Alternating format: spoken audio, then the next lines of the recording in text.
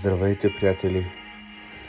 Искам да ви кажа, че от тази неделя започват нашите събрания от 14 часа в град Сапарева баня в малкото читалище.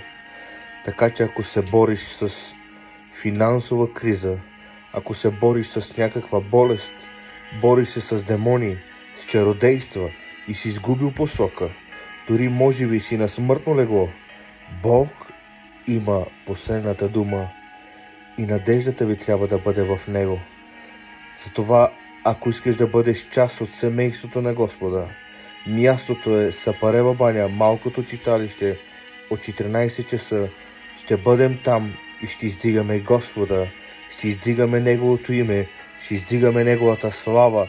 Там няма да издигаме себе си, няма да издигаме служения, няма да издигаме имена, нито титли, но там ще издигаме единствено името на Царя на царете, Исус Христос. Баня, малкото читалище, всяка неделя от 14 часа.